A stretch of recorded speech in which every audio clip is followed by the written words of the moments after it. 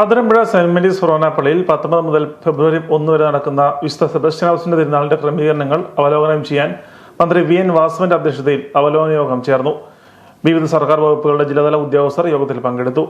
തിരുനാൾ ദിവസങ്ങളിൽ പള്ളിക്ക് ചുറ്റുമുള്ള പ്രദേശങ്ങളിൽ പോലീസ് നിരീക്ഷണം ശക്തമാക്കും. പ്രധാന തിരുനാൾ ദിവസങ്ങളിലും ദേശക്കഴിഞ്ഞും കലാപരിപാടികൾ നടക്കുന്ന ദിവസങ്ങളിലും ക്രമസമാധാന പാലനത്തിന് കൂടുതൽ പോലീസിനെ നിയോഗിക്കും. എക്സൈസിന്റെ 3 ടീമുകൾ മുൻകൂട്ടി പട്രോളിംഗ് നടത്തും. മദ്യമയക്കുമരുന്ന് സംഘങ്ങളെ നിരീക്ഷിക്കും. തദ്ദേശ ഭരണകൂടങ്ങളുടെയും ആരോഗ്യവകുപ്പിന്റെയും നേതൃത്വത്തിൽ മാലിന്യമുക്ത പ്രവർത്തനങ്ങൾ ശക്തമാക്കും. ഹരിതയട്ടം പാലിക്കാൻ അധികാരികളുമായി കൂടിയാലോചിച്ച് ക്രമീകരണങ്ങൾ നടത്തും.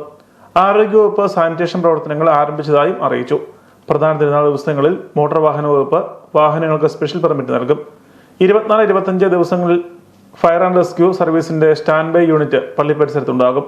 ജില്ലാ കളക്ടർ ചേതൻകുമാർ മീണ, ജില്ലാ പോലീസ് മേധാവി Shahul Hameed, ADM Sreejith S, block panchayat president Jaimon Karimadom, Athirampuzha ഗ്രാമപഞ്ചായത്ത് പ്രസിഡന്റ് OS അജി, ജില്ലാ പഞ്ചായത്ത് അംഗം ജിം അലക്സ്, ബ്ലോക്ക് പഞ്ചായത്ത് അംഗം റോസമ്മ സോണി, സെന്റ് മേരീസ് ഫൊറോന പള്ളി വികാരി ഫാദർ അനീഷ് കാമിച്ചേരി തുടങ്ങിയവർ പങ്കെടുത്തു.